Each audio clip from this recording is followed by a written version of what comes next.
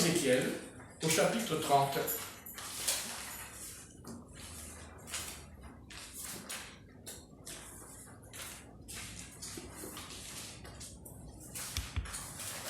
Dans Ézéchiel, chapitre 30 et verset 1.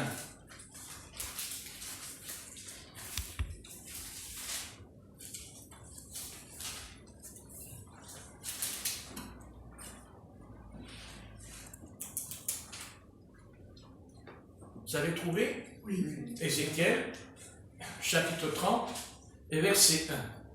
La parole de l'Éternel me fut adressée en ces mots. Fils de l'homme, prophétise et dis, ainsi parle le Seigneur l'Éternel. Gémissez, malheureux jour, car le jour approche, le jour de l'Éternel approche. Jour ténébreux, ce sera le temps des nations. L'épée fondra sur l'Égypte, et l'épouvante sera dans l'Éthiopie, quand les morts tomberont en Égypte, quand on élèvera ses richesses et que ses fondements seront renversés. Gloire à Dieu. Donc, bien sûr, dans ce passage, le prophète Ézéchiel nous parle d'un jour de malheur. Il nous dit que, justement, au verset 2, il dit « Gémissez, malheureux jour ». Bon, avant cette épreuve dans laquelle nous sommes en ce moment, on aurait lu ce passage et bien sûr on l'aurait compris dans le futur. On aurait dit ça arrivera dans un avenir proche.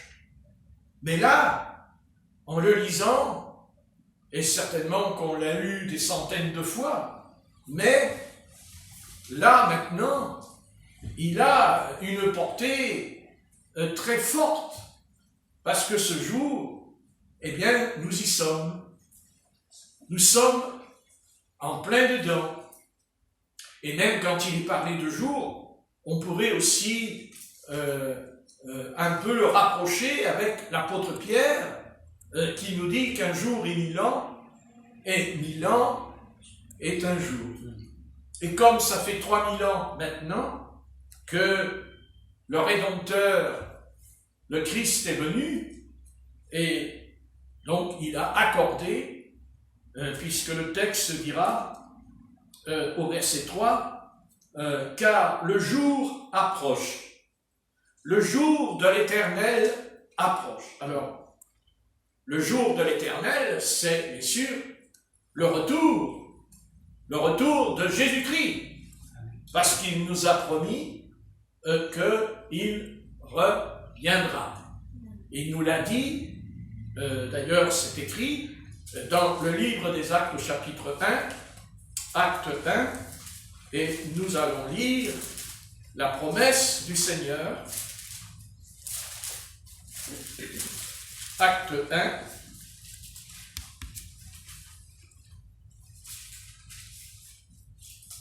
et verset 6.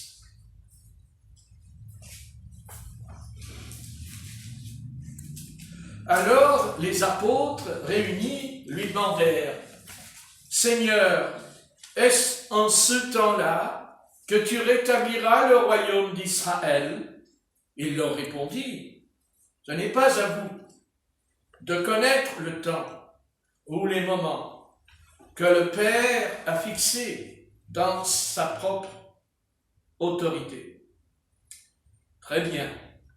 Donc, le retour du Seigneur Jésus, nous pouvons le situer parce qu'il nous parle d'un peuple, il nous parle d'une nation, c'est-à-dire d'Israël. Israël est une horloge. Une horloge, eh bien, c'est pour nous dire à quelle heure nous sommes. Et nous fonctionnons ainsi. nous mangeons, nous buvons, nous dormons, nous aimons, nous haïssons, mais en même temps, dans toutes ces choses, nous avons une horloge. Et cette horloge, on la regarde quand on se lève, quand on se couche, quand on veut faire quelque chose. Et même en marchant dans la rue, quelqu'un peut nous interpeller et nous dire « Vous avez l'heure ?» Et nous, on répond « Oui, oui, j'ai l'heure. Il est minuit. » Ah, il est minuit. Mais que faites-vous dans la rue à minuit? Vous n'êtes pas dans votre lit. Je sais, je sais, je sais. Moi aussi, je sais. Parce que je suis avec vous. Donc, ça fait pas rire et ça fait rire. Donc, je veux simplement dire que c'est important de comprendre dans quel temps nous sommes. C'est important de discerner quelle heure il est. Et le Seigneur a enseigné dans sa parole. Il ne nous a pas laissés dans l'ignorance. Il ne nous a pas laissés dans le vide. Le monde est dans l'ignorance. Bien sûr, il a la connaissance. Mais cette connaissance, il la puise dans un arbre, qui est l'arbre de la connaissance du bien et du mal. Mais nous voyez, notre connaissance, notre lumière, nous savons exactement où nous allons, parce que on se nourrit, hein? Si on ne se nourrit pas, eh bien, on peut périr, on peut maigrir, on peut attraper des maladies. Alors il faut se nourrir. Alors notre corps se nourrit et notre âme, elle aussi, elle a besoin de nourriture. Et le Seigneur qui nous a créés à son image, à sa ressemblance, et nous a laissé, eh bien, quelque chose qui nous permet de nous nourrir, c'est-à-dire la parole, la Bible. Amen. Le Seigneur nous a laissé la Bible. Alors, qu'est-ce que c'est que la Bible? La Bible, ben, c'est un livre. Ben, ça, on le sait. Bien, vous le savez. Mais vous ne la connaissez pas. Parce que vous ne la lisez pas. Et, bien sûr, comme vous ne lisez pas la Bible, il y aura toujours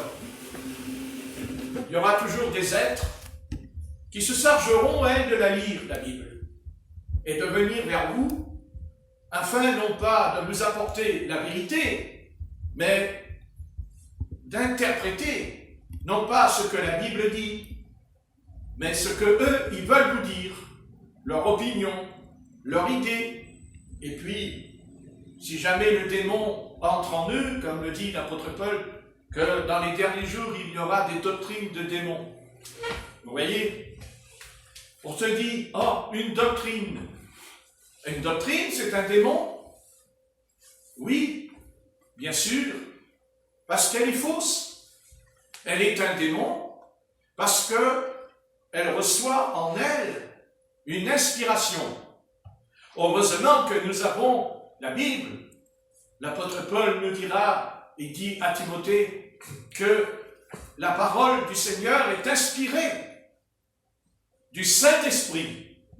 La parole de Dieu, elle a été écrite par des hommes. Oui, monsieur, vous avez raison. Bien sûr que c'est des hommes, puisque c'est écrit que l'apôtre Pierre, c'est un homme. Bien sûr, Moïse, c'est un homme. Élie, c'est un homme. Samuel, c'est un homme. Bien sûr. Mais ce n'est pas eux. C'est eux qui ont écrit. Mais ce n'est pas eux qui ont écrit ce qu'ils pensaient. Ils n'ont pas écrit ce qu'ils voulaient. C'est le Saint-Esprit qui est entré en eux. Amen. La Bible, elle est humaine et elle est spirituelle. Comme Jésus-Christ, Jésus-Christ est venu en chair, mais le Saint-Esprit est descendu en lui dans le Jourdain. Le Saint-Esprit s'est mélangé à la chair. C'est pour ça qu'il est dit, au commencement était la parole était Dieu, la parole était avec Dieu, et la parole fut fait chair. Quand nous lisons la Bible, nous sommes en contact avec des hommes, nous sommes en contact avec l'être humain, mais en même temps, nous sommes en contact avec Dieu, parce que Dieu était en eux, parce que Dieu habitait en eux. Quand nous lisons la Bible, nous rentrons en contact avec l'humain, mais nous entrons en contact avec l'Esprit. Comme nous sommes humains, mais nous avons reçu le Saint-Esprit. Alléluia. Alléluia. Donc, le Seigneur nous dit que le peuple d'Israël est un point, est un centre. Et bien sûr, le centre de l'humanité, et ça, de toute façon, si les hommes ne veulent pas l'admettre, mais c'est Jérusalem. Jérusalem est le centre de l'humanité. Et tout va converger vers Jérusalem. Tout va converger vers Israël. Tout ira dans cette direction. Et les événements qu'il y a aujourd'hui, nous ne les comprenons pas encore, mais vous verrez que chaque épreuve, chaque chose qui se met en place dans l'humanité, nous conduira tôt ou tard vers Israël. On pourrait se poser la question, pourquoi il y a tant de malédictions sur la terre? Pourquoi il y a tant de malheurs sur la terre? Parce que Dieu choisit Jérusalem, Dieu choisit cette cité, et d'ailleurs il l'appelle la fille de Sion. Pourquoi? Parce que Dieu a besoin d'une maison, parce que Dieu a besoin d'une demeure, Dieu a besoin d'un temple, et Dieu a dit à David de construire un temple pour qu'il puisse habiter dans ce temple. Et c'est pour ça que tant que le temple de Jérusalem était debout, alors l'humanité pouvait encore voir la gloire du Seigneur. Comprenez? C'est par le temple, comme aujourd'hui, il n'y a plus le temple à Jérusalem, mais il y a un temple sur la terre. Ce temple s'appelle le corps de Christ. Le Saint-Esprit habite en nous parce que nous sommes le temple du Saint-Esprit. Gloire à Dieu. Mais si les membres de ce corps dont l'apôtre Pierre dira pierre vivante, et l'édifice est fait de pierre, et nous sommes une pierre, mais une pierre vivante, parce que nous avons reçu le Saint-Esprit. Et tôt ou tard, le Seigneur va nettoyer sa demeure. Le Seigneur va nettoyer, il va purifier, il va éliminer tous ceux qui ont joué la comédie avec lui. Dieu va éliminer tous ceux qui ont une apparence spirituelle, mais qui ne sont pas spirituels. Donc, Dieu nous appelle à être son temple. Parce que c'est dans son temple que le Seigneur habite. Donc, dans ce passage de Acte 1 et verset 6, alors les apôtres réunis lui demandèrent, « Seigneur, en ce temps, que tu rétabliras le royaume d'Israël. » Les apôtres étaient préoccupés. Ils pensaient, puisque le Messie est venu sur la terre, Jésus est le Messie d'Israël. Et ils pensaient que le Seigneur allait rétablir le royaume d'Israël. Mais le Seigneur répond, ce n'est pas l'heure, ce n'est pas le temps, ce n'est pas le moment. Mais il leur dit, allez et annoncez la bonne nouvelle. La bonne nouvelle, c'est d'annoncer que Jésus-Christ accorde un temps de repentance,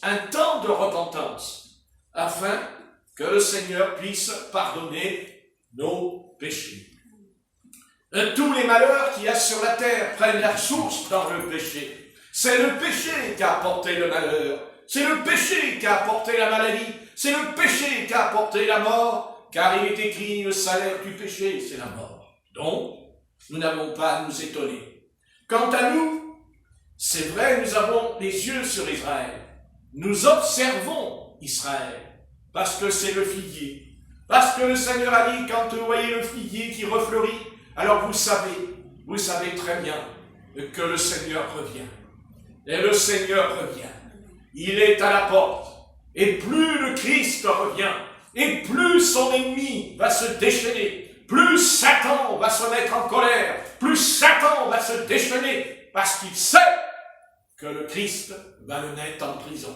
Il va l'enfermer dans une prison. Il ne sera pas encore jeté dans la géhenne. Non, il sera jeté dans la géhenne, mais pas tout de suite. C'est seulement le faux prophète et c'est la bête qui sera jetée dans la géhenne quand le Jésus-Christ reviendra. Mais après 1000 ans, alors là, bien sûr, Satan sera jeté dans la géhenne. Mais pour l'instant, Satan ira dans une prison. Il sera enfermé pendant 1000 ans. Et sur la terre, il n'y aura ni guerre, ni bruit de guerre. Il n'y aura ni famine, ni peste, ni maladie. Il n'y aura ni injustice. Les tribunaux seront gouvernés. Par qui? Eh bien, je vais vous étonner. Par nous. Car c'est nous qui allons gérer la terre. Quand Jésus-Christ reviendra, nous reviendrons avec lui. Et quand il posera ses pieds sur le mont des Oliviers, nous poserons nos pieds avec lui sur le mont des Oliviers. Et là, le Seigneur va mettre en place un gouvernement universel qui sera gouverné par nous. Non pas dans ce corps que nous avons en cet instant, mais nous aurons un corps spirituel, nous aurons un corps céleste, et nous allons gouverner cette terre pendant 1000 ans. Pour l'instant, le Seigneur nous prépare. Il nous prépare. Vous savez, on aimerait être spirituel tout de suite. Mais quand on étudie la Bible, on découvre qu'on ne peut pas être prêt tout de suite. Il nous faut des années. Il nous faut du temps. Il nous faut des épreuves. Il nous faut des hauts et des bas. Mais une chose est vraie. Une chose que d'abord le Seigneur a fait pour nous. D'abord, nous étions perdus. Nous étions égarés dans les ténèbres. Nous ne savions pas que le Seigneur existait. Nous pensions qu'il existait, mais nous n'avions pas comme ce soir cette conviction que Christ est en nous, que la puissance de Jésus-Christ est en nous. Oh oui, c'est formidable. Nous n'avons pas seulement Jésus-Christ, mais nous avons un Jésus-Christ vivant. Nous avons un Jésus-Christ ressuscité d'entre les morts. Nous avons un Jésus-Christ qui est descendu dans le séjour des morts. Et nous avons un Jésus-Christ qui a la clé du séjour des morts. Et c'est lui qui ouvre et qui ferme la porte. Gloire à son nom. Nous le bénissons et nous l'adorons. Parce que nous savons très bien, au fond de nous, que nous avons la vie éternelle en son nom. Alléluia. Que nous importe. Il pourrait y avoir des millions de virus qui pourraient venir sur nous. Ils ne pourront rien. Parce que nous sommes couverts par le sang de Jésus-Christ. Alléluia. Vous dites, monsieur, mais je ne vois pas le sang sur vous. Oh si, il y a le sang de Christ. Et comment vous le savez? Parce que j'ai la foi dans cette promesse. Amen. Parce que c'est par la foi que j'ai triomphé. C'est par la foi que j'avance. Et chaque jour, la foi qui provient de la lecture, car on ne peut pas avoir la foi si on n'étudie pas la Bible. Parce qu'il est dit que la foi vient de ce qu'on entend. Et ce qu'on entend vient de la parole de Christ. Alléluia. Vous voyez, bien-aimés, ne vous découragez pas. Le Seigneur a préparé de grandes bénédictions pour vous. Amen. Voilà. Donc, nous avons vu dans Ézéchiel que, malheureusement, il nous est parlé de grands malheurs. Maintenant, j'aimerais qu'on prenne, s'il vous plaît, nous allons prendre... Je voudrais expliquer. Toutes les nations passeront par ce jugement général de la fin des temps. Donc, cette description d'un jugement universel nous fait penser au déluge qui a tout fait disparaître sur la terre au temps de Noé. On va le lire dans Genèse, chapitre 6 et verset 7, s'il vous plaît. Dans le livre de la Genèse, qui est le premier livre de la Bible, qui a été écrit par Moïse. Genèse, chapitre 6 et verset 7.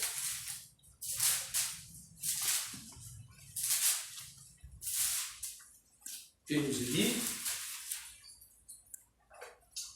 donc, Genèse 6, verset 7, et l'Éternel dit, j'exterminerai de la face de la terre l'homme que j'ai créé, depuis l'homme jusqu'au bétail, aux reptiles et aux oiseaux du ciel, car je me repens de les avoir fait. Donc, il y a eu déjà une extermination humaine. On pense qu'il y aurait que nous, c'est-à-dire qu'il y aurait que notre génération qui semblerait connaître, qui va connaître de toute façon cette extermination, mais il faut arriver à comprendre qu'elle a déjà eu lieu. Et cette extermination qui s'est passée au temps de Noé, je vous signale, j'espère qu'elle n'atteindra pas ce qui s'est passé, puisqu'il ne restait que 8 personnes sur la planète. Il ne restait pas beaucoup de monde. 8 personnes. La Bible dit qu'il y avait 8 personnes dans l'arche de Noé.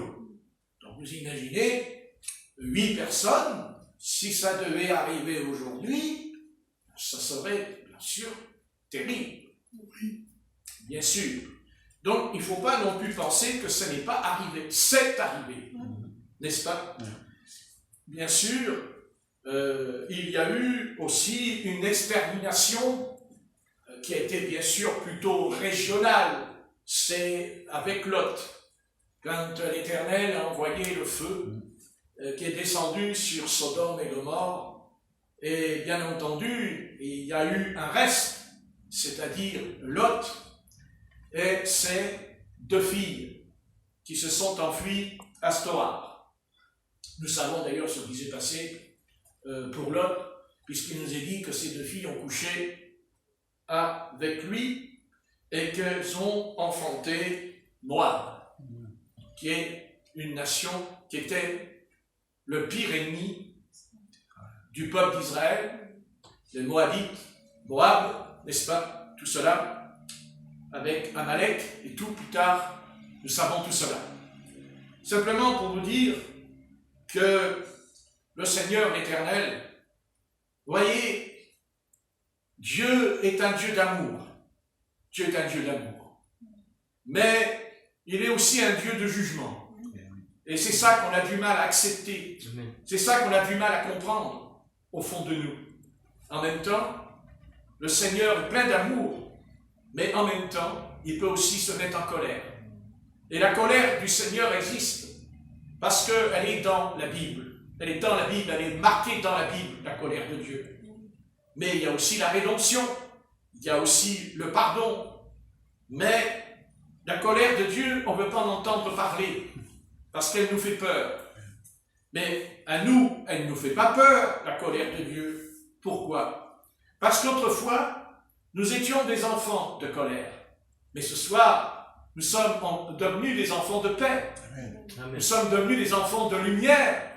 Nous ne sommes plus des enfants de ténèbres, mais de lumière. Donc, on n'est plus sous le jugement. On n'est plus sous la colère du Seigneur. Amen. Puisque nous sommes pardonnés. Amen.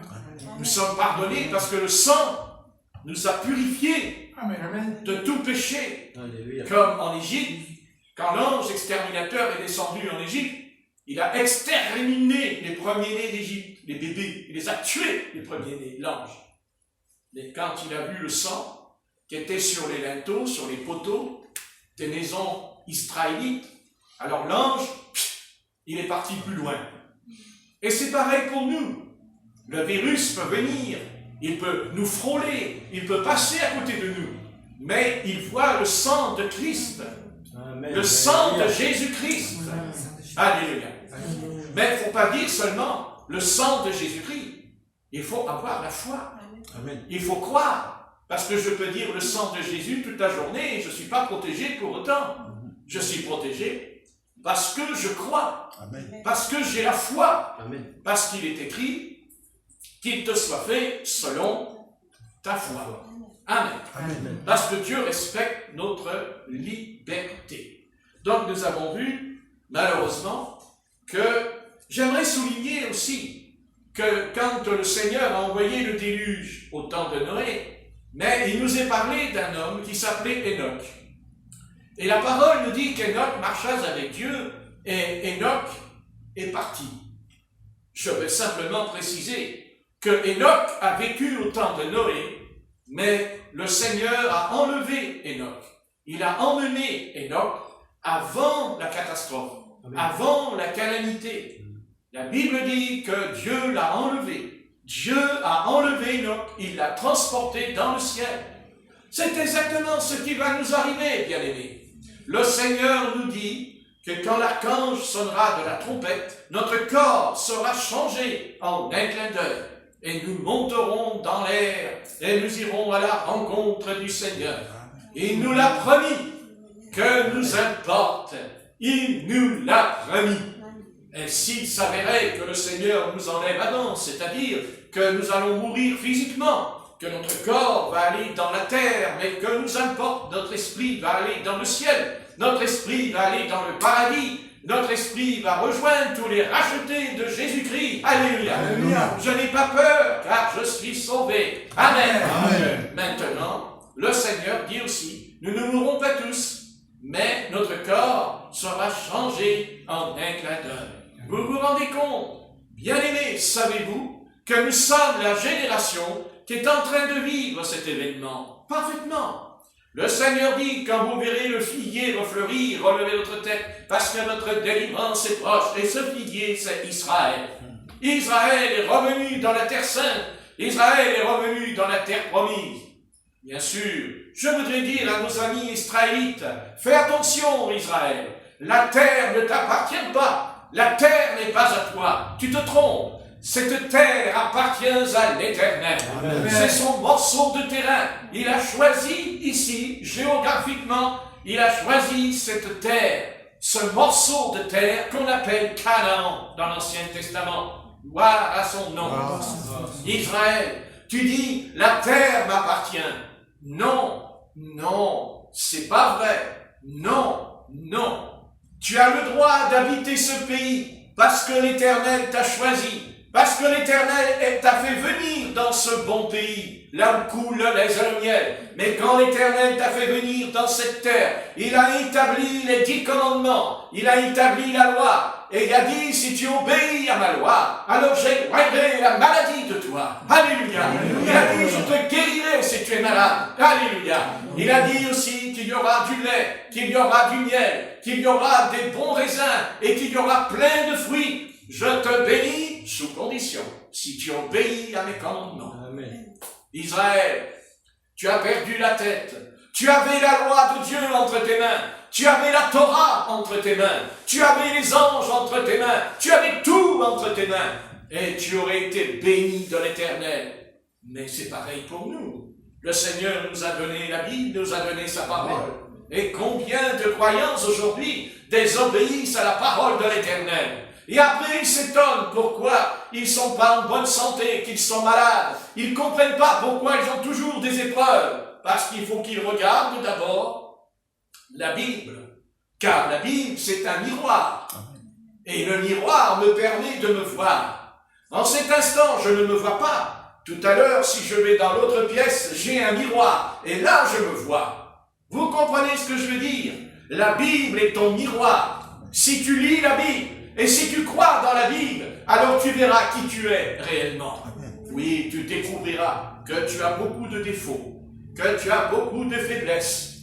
Mais en même temps, dans ce miroir, derrière ton dos, tu verras, il y a le Seigneur Jésus. Et qui te dit, persévère, Prends courage, parce que j'ai vaincu. Alléluia. Alléluia. Parce que j'ai vaincu. Amen. Amen. Parce que j'ai vaincu Satan. J'ai vaincu le péché. Jésus-Christ ne dit pas, je vais vaincre Satan. Je l'ai vaincu. Jésus-Christ ne dit pas, je vais vaincre ton péché. Je l'ai vaincu. Amen. Mais alors pourquoi je pêche? Parce que tu ne crois pas en la parole. Le jour où tu croiras en la parole, tu en as fini avec ton péché. Pourquoi? Parce que la foi a triomphé de ce monde. Savez-vous pourquoi nous n'avons pas reçu le baptême du Saint-Esprit? Pourquoi? Parce que nous manquons de foi. Pourquoi nous n'avons pas les dons spirituels? Parce qu'on ne les demande pas au Seigneur. Pourquoi nous n'avons pas tous les dons? Parce que nous ne croyons pas, ce n'est pas vrai. Mais si nous croyons, le Seigneur nous donnera les dons. Mais il faut croire. Crois seulement. Alléluia. Alléluia. Crois. Il l'a dit dans le cimetière, quand Lazare est mort, Marthe et Marie sont venus. Il a dit, oui, je sais que mon frère ressuscitera. Et Christ lui a dit, je suis la résurrection et la vie. Amen. Celui qui croit en moi, alléluia, Alléluia. à la vie éternelle. Amen. Amen. Amen. C'est la foi. Ce n'est pas de remplir sa tête. C'est là, justement, où beaucoup de théologiens se sont bornés. Ils ont pris la Bible et ils se sont heurtés à un mur. Et se sont remplis de connaissances, de textes et de textes. Et vas-y, plein de textes. Mais bien aimé, un seul texte de la Bible suffit en nous à déplacer les montagnes. Parce qu'il est dit, si tu dis à cette montagne, déplace-toi et jette-toi dans la mer, elle t'obéira. Alléluia. Vous voyez, si tu dis, dans Marc 11, il dit, si vous dites à cette montagne, eh bien, vous dire une chose.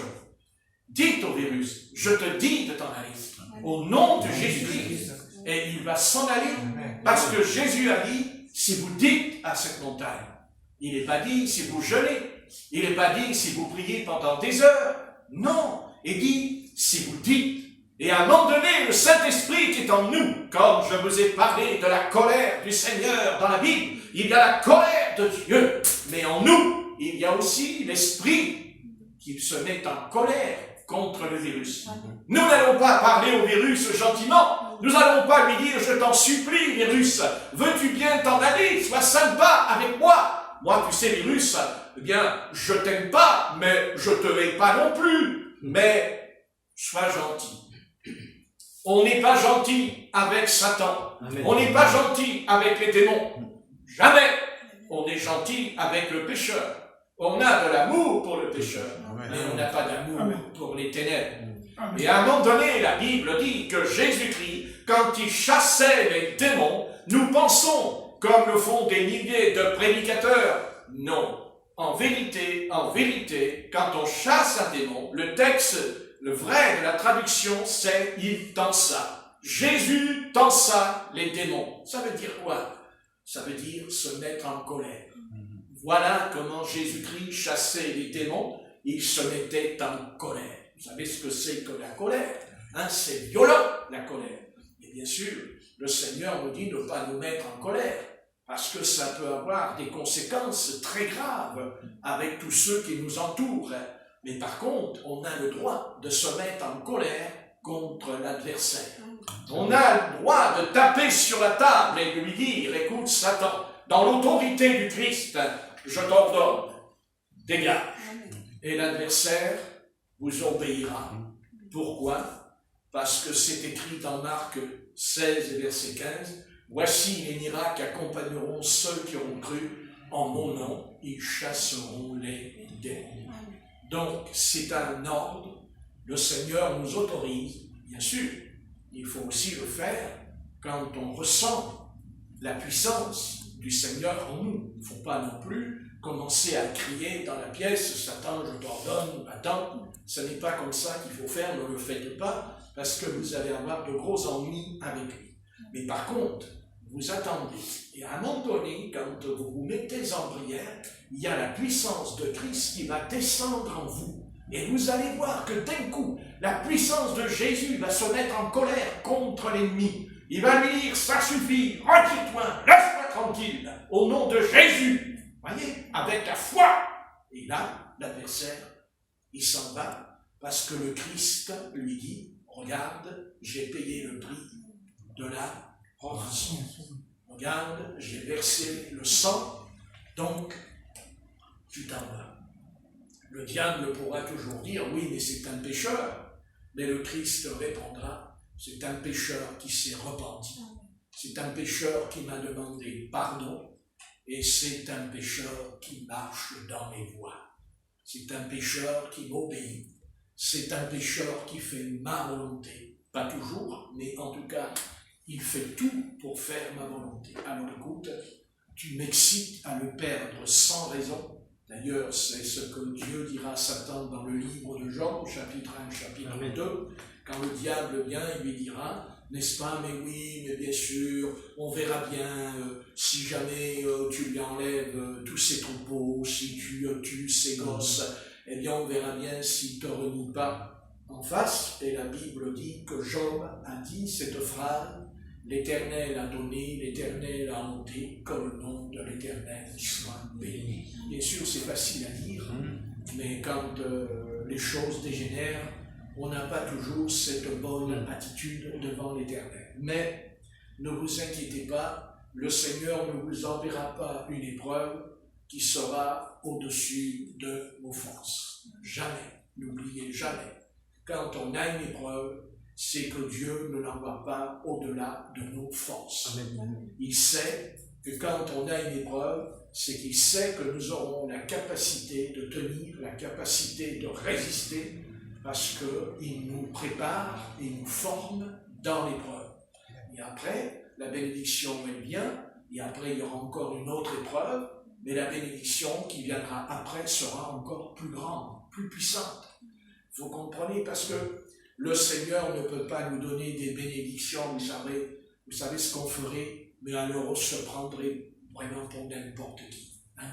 Vous savez, notre nature est remplie d'orgueil. Il y a beaucoup d'orgueil en nous. Et vous savez, c'est pas parce qu'on se met en prière et qu'on dit « Oui, Seigneur, je te demande pardon, je m'humilie ». 5 minutes après, quand la réunion est finie, vous savez, on commence là, l'orgueil dans la pièce, il sort, et pourtant on a prié 5 minutes en arrière, on a dit « Oui, mais Seigneur, je me repens ». Je demande pardon. C'est pas toujours comme ça que ça se passe en nous. Vous savez, nous sommes des êtres très exaltés. Nous sommes prêts à dire à Dieu, je vais t'obéir. Et puis quand la tentation arrive, il n'y a plus personne, n'est-ce pas? Et pourquoi? Parce qu'on n'est pas prêt. Alors, il ne faut pas se décourager. Hein, quand on tombe, qu'est-ce qu'on fait quand on tombe? Ben, on se relève. Quand un gosse il tombe dans la rue, il pleure là, par terre, il attend que sa mère vienne le ramasser. Vous savez, il ne bouge pas, hein, il attend que sa mère vienne le ramasser. Généralement, quand un enfant il fait ça, c'est qu'au plus tard, vous savez, quand il tombera, il ne se relèvera pas celui-là. Mais il y a des enfants, quand ils tombent, ils se relèvent d'un coup, vous savez. Ouais. Moi, quand j'étais gosse, je me cassais la figure en disant, je disais à ma mère, ne me touche pas, je suis assez grand. Vous voyez, j'avais 2-3 ans et je lui disais, tu m'as laissé tranquille. Hein? Je tombais par terre, j'avais le genou en sang, elle me dit, t'as mal? Non, j'ai pas mal. Enfin, j'avais mal quand même. Donc, vous voyez, c'est un petit peu le caractère qui était déjà un petit peu formé dedans, n'est-ce pas? Alors, spirituellement, quand on tombe, on se relève. Quand on tombe, on n'est pas là en train de pleurer, de pleurnicher sur son péché pendant des heures, en disant, je suis tombé, je me sens pas bien, je suis tourmenté. Alors le diable, il vient et dit, ouais, t'as raison, t'es tourmenté, tiens, je vais te tourmenter, moi, tu vas voir. Non, on se relève. Amen. On se remet debout et on dit, Seigneur, je suis tombé, je le regrette, je te demande pardon, mais je te prie aussi, à un moment donné, je te prie de me rendre sincère et honnête envers toi, afin que je ne recommence pas. Amen. Mais surtout, ne restez pas par terre, relevez-vous. Quel que soit le péché que vous pourriez commettre devant l'Éternel, vous devez vous relever. Voyez, ne faites pas non plus comme David, quand il est tombé, il a fait comme s'il n'était pas tombé. Et ça, c'est encore plus grave. Parce que vous voyez, si vous tombez et que vous restez par terre, c'est moins grave. Par contre, ce qui est grave, c'est de tomber par terre, de se relever et de faire comme si on n'est jamais tombé, de faire comme si on n'a jamais péché. Ça, c'est dangereux, parce que là, ça veut dire qu'il y a en nous aucune repentance. Et vous savez, le seul moyen pour que notre péché soit enlevé, il n'y en a pas d'autre. C'est la repentance. Amen. Et même si Dieu nous envoyait une correction, même si Dieu devait nous en donner le fouet, vous savez, quand le Christ a fouetté à Jérusalem les pharisiens, ça ne les a pas changés et ça ne les a pas transformés. Au contraire, ça les a poussés à se réunir et à dire « il faut qu'on se débarrasse de cet homme ». Pourquoi? Parce qu'il y a chez Dieu une action divine. Il y en a une qui pousse Dieu à en terminer avec nous, à en finir avec nous. D'ailleurs, on a 2 hommes dans la Bible qui ont été confrontés à ce problème et qui d'ailleurs, ces 2 hommes ont vécu ensemble, ils ont grandi ensemble, ils ont été rois d'Israël tous les 2. Donc le premier roi d'Israël, ça a été Saül et le deuxième, ça a été David. Et ces 2 hommes ont eu exactement la même expérience, bien qu'ils n'ont pas eu le même péché. Attention, il y en a un qui est tombé parce qu'il n'a pas obéi à la parole de l'Éternel, et l'autre, il a obéi à la parole, mais il a péché par la chair. Il est tombé dans la chair avec, bien entendu, avec une épouse mariée qui s'appelait Bathsheba. Donc, quand Saül y tombe, le Seigneur envoie un mauvais esprit sur lui, parce que dans l'âme de Saül, il n'y a jamais eu de repentance. Jamais. Tandis que David, il est tombé dans le péché, mais il s'est repenti. Il est tombé à genoux devant Samuel, il lui a dit « j'ai péché contre l'Éternel ».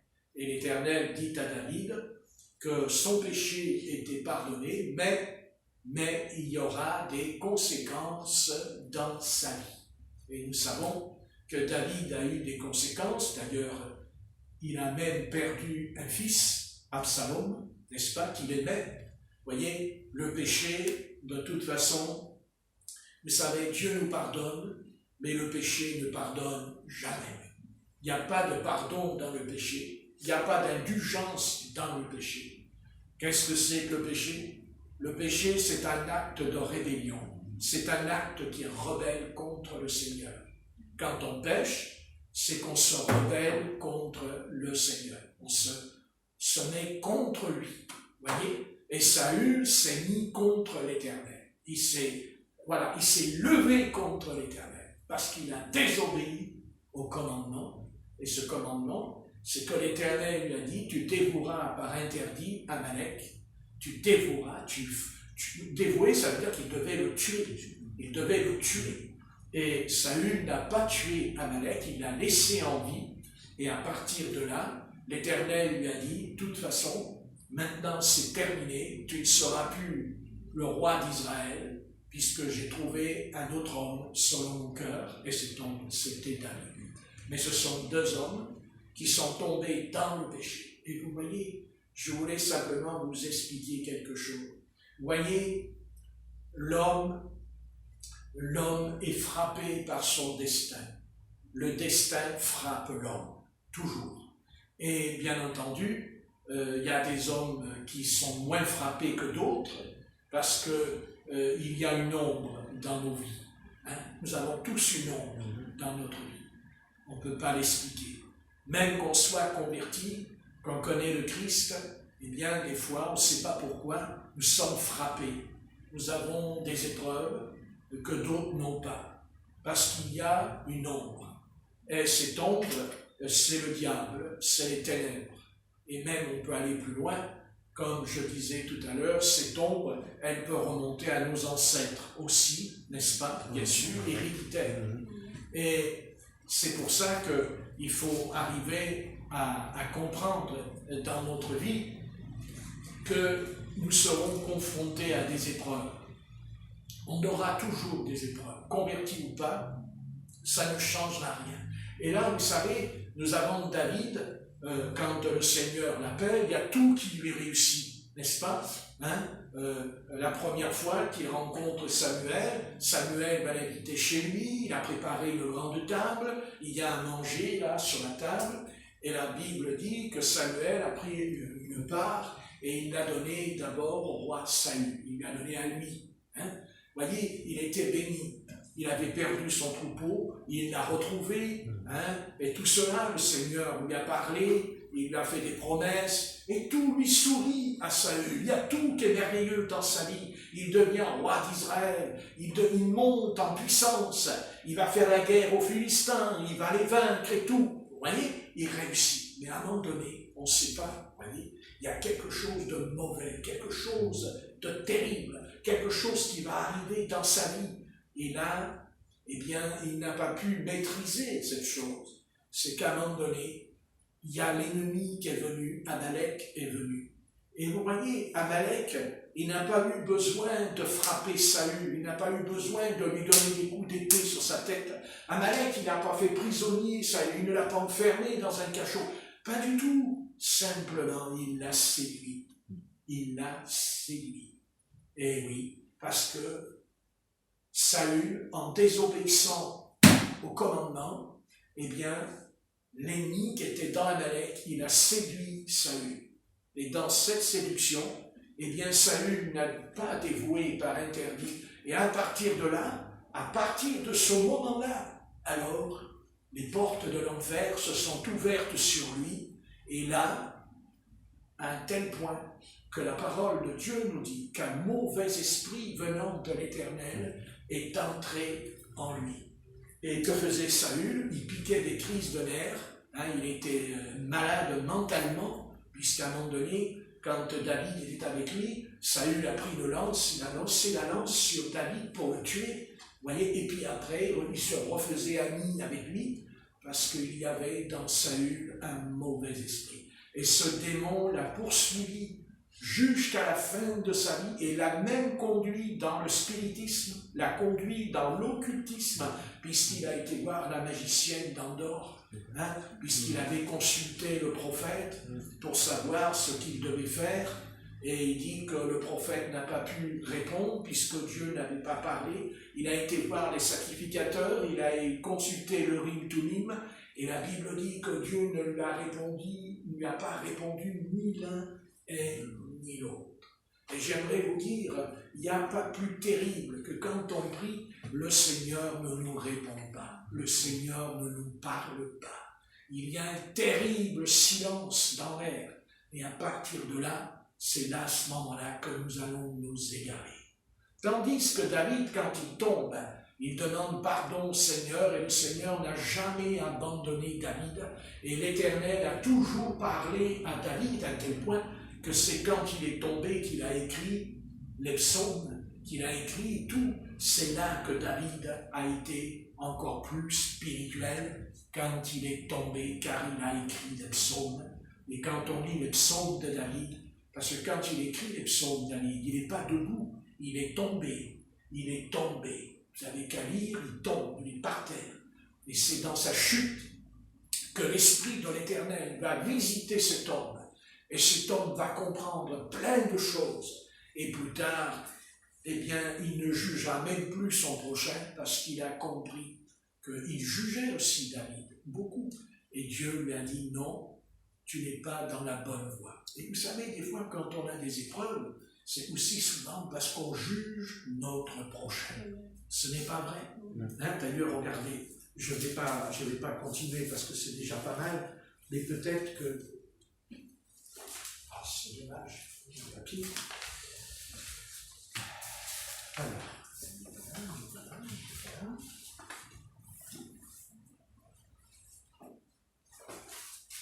Bon, ben tant pis.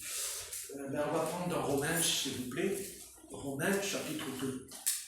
On prend dans Romains, chapitre 2, au sujet. Ah ben voilà, je l'ai trouvé. Regardez, prenez Romains, chapitre 2, et on va lire le verset 16. On va lire Romains, chapitre 2, verset 16.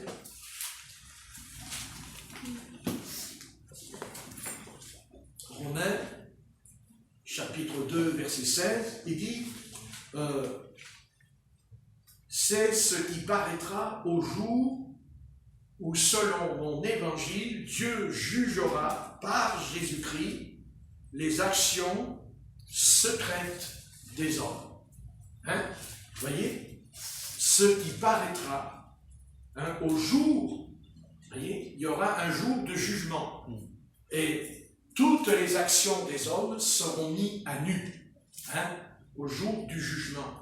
Quand on prend Romains 2 et verset 9, s'il vous plaît, qu'est-ce que dit la parole? Romains 2, verset 9. Il dit tribulation et angoisse sur toute âme d'homme qui fait le mal, sur le juif, premièrement, puis sur le grec. Gloire, honneur et paix pour quiconque fait le bien, pour le juif, premièrement, puis pour le grec. Et que dit le verset 11? Car devant Dieu, il n'y a point de favoritisme. Amen. Amen. Qu'est-ce que dit le verset 12? Tous ceux qui ont péché sans la loi périront aussi sans la loi, et ceux qui ont péché avec la loi seront jugés par la loi. Voyez?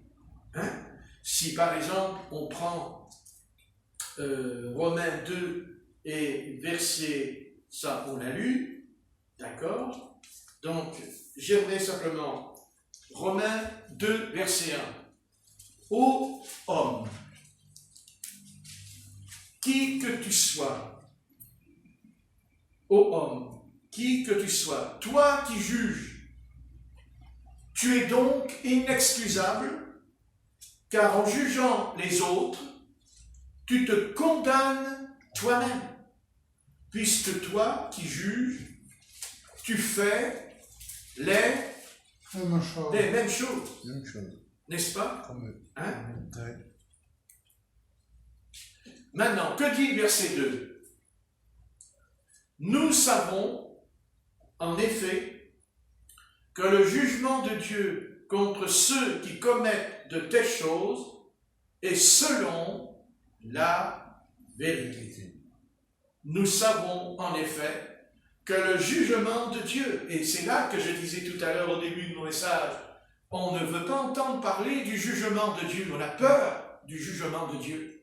Mais il faut comprendre que nous serons jugés, nous aussi, puisqu'on l'a lu tout à l'heure, selon ceux qui ont la loi, et ceux qui n'ont pas la loi seront jugés. Et c'est pareil pour nous. Nous qui sommes croyants et ceux qui ne sont pas croyants seront aussi jugés selon la loi. Donc nous irons en jugement. Nous irons à la barre du jugement. Je ne vais pas m'étendre là-dessus. Paul nous parle d'ailleurs le tribunal de Christ dans l'Épître aux Corinthiens. Nous allons être jugés. Dieu va nous demander des comptes de tout ce qu'on a fait dans notre corps. Et il a dit aussi, nous serons jugés selon nos paroles. Nous allons aller en jugement. Nous pensons que parce qu'on est devenu croyants, nous pensons que parce que Jésus-Christ nous a sauvés, nous allons plus être jugés. C'est une erreur. Non, nous irons en jugement. C'est écrit dans la Bible. Tu comprends? C'est écrit. Tu seras jugé. Je serai jugé. Mais attention. Et là, il faut faire attention. Nous serons jugés, mais nous ne serons pas condamnés. Car c'est écrit dans l'évangile de Jean, il n'y a plus de condamnation pour ceux qui sont en Jésus. Tandis que les païens, ceux qui n'ont pas obéi au Seigneur, vont aussi être jugés, mais ils seront condamnés. Nous, on ne sera pas condamnés, puisqu'il n'y a plus de condamnation pour ceux qui sont en Jésus-Christ. Mais nous serons jugés quand même. Nous irons à la barre du jugement. Et Dieu nous demandera de régler les comptes. Si on a péché contre un frère, il faudra aller vers lui. Quand il sera dans le ciel, on devra aller vers lui demander pardon. Amen. Et lui aussi devra demander pardon. Vous comprenez? Mais ceux qui ne sont pas sauvés seront jugés et condamnés, c'est-à-dire perdus. Et ils iront dans cet endroit qui s'appelle l'enfer. Nous n'irons pas en enfer, parce qu'il est dit que tous ceux qui sont en Jésus-Christ ne sont plus condamnés. Donc ce soir, nous ne sommes plus sous la condamnation. Non, nous ne sommes plus condamnés. Non, au contraire. Et si tu as péché, tu as un avocat auprès du Père. C'est qui cet avocat? C'est le Saint-Esprit. Alléluia. Alléluia. Qui intercède pour toi, qui prie pour toi. Alléluia. Alléluia. Vous comprenez? Vous voyez, prenons un cas. Et après, j'arrêterai parce que malheureusement, il est 6h moins 20 et je ne veux pas trop vous retenir. Mais j'aimerais vous dire deux cas. Quand le Christ il dit, nous serons jugés selon nos paroles. On va prendre un exemple. Un jour, l'apôtre Pierre s'est retrouvé avec Jésus et les disciples. Nous savons que Jésus a dit qu'il fallait que le Fils de l'homme soit crucifié, voilà, et qu'il serait ressuscité, tout ça. Et l'apôtre Pierre dit non, Seigneur, ça ne t'arrivera pas. Non. Il était sincère. Le Seigneur lui dira, non, je préfère te dire tout de suite, écoute, je te dis tout de suite, ne te fatigue pas, c'est pas la peine. D'ailleurs, tu pourras faire tous les efforts de la planète que tu veux, de toute façon, tu me renieras. Voilà, c'est comme ça. Ah non, jamais. C'est comme nous ce soir, si on va dire au Seigneur, ah mais maintenant je ne vais plus pécher, c'est fini. Ah non, non, non, non. Et puis je ne vais plus recommencer, c'est fini. Ouais, mais tu peux chanter 3 fois le coq. Hein? C'est pas vrai, tu recommenceras. Et l'apôtre Pierre, à un moment donné, il est interrogé par une petite femme qui lui dira, toi aussi tu as fait avec Jésus-Christ de Nazareth. Et 3 fois.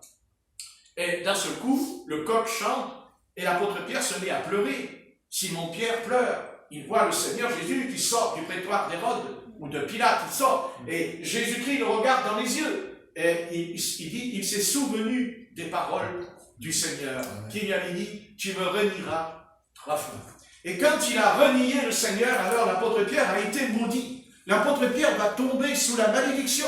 Oui, il est maudit, c'est certain. Il n'est pas maudit parce qu'il a commis un adultère. Il n'est pas maudit parce qu'il a forniqué avec des femmes. Il n'est pas maudit parce qu'il aurait forniqué avec des hommes. Il n'est pas maudit. Non, il est maudit par ses paroles. Car il dira, par ses paroles, par ses mots, il va dire, je ne connais pas Jésus de Nazareth. 3 fois. Vous voyez? Et là, il est maudit par ses paroles. Et la Bible dit, tu seras jugé selon tes paroles. Donc l'apôtre Pierre va tomber sous la malédiction de Satan. Il va tomber là entre les mains de Satan. Parce que par ses paroles, par ses mots, eh bien, qu'est-ce qu'il fait? Eh bien, il est frappé de malédiction par les mots. Mais le Seigneur l'avait choisi. Et il lui avait dit d'ailleurs, j'ai prié pour toi, afin que ta foi ne défaille point. J'ai prié pour toi. Quand le Christ dit, j'ai prié pour toi, il voulait parler de lui dans l'invisible. Parce que nous savons que Dieu est invisible. Et parce que Dieu est invisible, là pendant que je prêche, il y a des puissances invisibles autour de nous. Amen. Il y a les anges et il y a les démons. Il y a un combat, il y a une bataille dans cette pièce. Qu'est-ce que vous croyez? Vous croyez que Jésus-Christ n'a pas rassemblé son armée pour que nous puissions nous retrouver ensemble dans cet instant? Ah oui. Savez-vous la bataille qu'il y a dans le ciel ce soir avec ce virus terrible, cette bataille, cette guerre terrible entre l'armée de Dieu et l'armée de Satan? Mais Christ est vainqueur. Donc, le Seigneur a dit, bon, très bien. Ce soir, le Seigneur va dire, bon, voilà cet homme-là qui a voulu faire cette réunion. Bien sûr, certains diront, oui, bon, il désobéit au pouvoir civil. Bien sûr, je ne dis pas le contraire, mais Dieu est au-dessus du pouvoir civil. Amen. Dieu est au-dessus des autorités, Amen. Parce que Dieu dit que toute autorité, c'est Dieu qui l'a établie. Et là, ce soir, nous sommes placés sous l'autorité de l'Éternel, en agissant avec sagesse, parce que le Christ l'a dit. Il a dit, soyez prudents comme un serpent, et aussi sages comme une colombe. Il faut les deux. Il faut être sage et prudent. Évidemment, c'est clair. Maintenant, écoutez bien, l'apôtre Pierre a été maudit par ses paroles. Mais le Seigneur va le bénir parce qu'il va dire une parole qui va le sauver. Quand les disciples sont enfermés comme nous ce soir, confinés dans notre chambre haute, n'est-ce pas? Nous sommes confinés, n'est-ce pas? Et les apôtres s'étaient confinés, s'étaient enfermés dans la chambre haute, ils avaient même fermé les portes à clé. C'est écrit dans Luc ou dans Jean. Et le Seigneur, il ne pouvait pas entrer, la porte était fermée. Mais le Seigneur, il traverse le mur. D'un seul coup, il y a comme ça un homme qui arrive dans le mur. Comme ça, il sort du mur. Alléluia.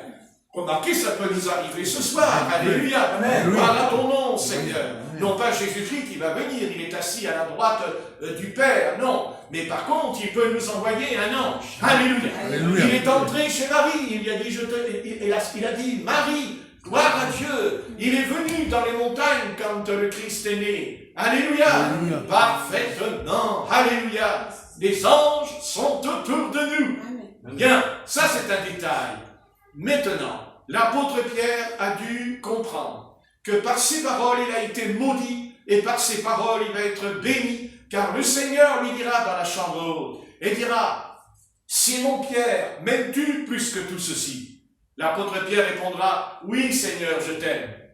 Et une deuxième fois, le Seigneur lui dira, m'aimes-tu pour tout ce que ceci? L'apôtre Pierre répondra, Seigneur, tu sais toutes choses, mais tu sais que je t'aime. Quand il dit tu sais toutes choses, il voulait simplement parler qu'il l'avait renié devant la petite femme. Et que quand il a renié par ses paroles, il fut maudit. Mais quand il a dit Seigneur, tu sais que je t'aime, alors la bénédiction de Dieu est venue sur lui. Alléluia. Alléluia. Parfaitement, par ses paroles, par sa confession, il va être béni. Et simplement, je vais m'arrêter là. Et j'aimerais, pas pour moi seulement, mais pour vous, comprendre que quand on parle, il faut faire très attention à ce qu'on va dire. Amen. Car selon les mots que nous allons prononcer dans la vie, que ce soit dans le foyer, que ce soit dans la rue, que ce soit dans l'assemblée, quand on parle, tout cela, nous devons faire très attention à ne pas nous emballer et à parler, car tu seras jugé et tu seras condamné selon tes paroles. Et des fois, quand on tombe dans le péché, quand on n'est pas béni, on se dit, mais alors moi, qu'est-ce qui se passe? Et le Seigneur il dit, mais tu n'as pas compris que souvent, quand ça ne va pas, c'est parce que tu as eu des mauvaises paroles. Tu as eu des mots très vilains. Et que ces mots-là, qui sont sortis de ta bouche, se sont retournés contre toi. Mais si à partir de ce soir, tu as des bonnes paroles, des paroles d'amour, des paroles de consolation, des paroles de tendresse, voilà que là tu as l'amour du Seigneur et que tu parles vraiment, alors la bénédiction va descendre sur toi parce que c'est écrit, tu seras jugé selon tes paroles. Amen. Amen. Seigneur, nous te bénissons, nous te rendons grâce. Nous te bénissons parce que c'est vrai, que malheureusement nous reconnaissons que souvent quand on parle, on ne dit pas des bonnes paroles. On se laisse entraîner par nos impulsions, par les nerfs aussi. Nous perdons, Seigneur, la bonne direction et à partir de là, notre journée est foutue. C'est clair. Alors tu as promis, comme l'apôtre Jacques a dit, quand on prie, on demande au Seigneur la sagesse. Il dit, si tu demandes la sagesse, elle te sera donnée sans reproche. Alors prions, demandons au Seigneur la sagesse, afin que nous ayons plus des paroles acerbes, que nous ayons plus des paroles comme si on prendrait un marteau, comme si on prendrait une scie pour scier la personne et étaler chaque morceau sur la table. Nous ne voulons plus avoir ce genre de comportement dans notre vie. Seigneur, apprends-nous, forme-nous à être contrôlés, non pas par nous-mêmes, mais par ton esprit. Et pour que ton esprit puisse contrôler notre langue, eh bien, il faut être brisé. Et comme dit l'Écriture, le grain de blé, s'il ne meurt pas, il ne porte pas de fruit. Nous voulons donc te prier. Le grain de blé, c'est la parole qui est en nous. Il y a en nous le grain de blé, c'est-à-dire la vie éternelle.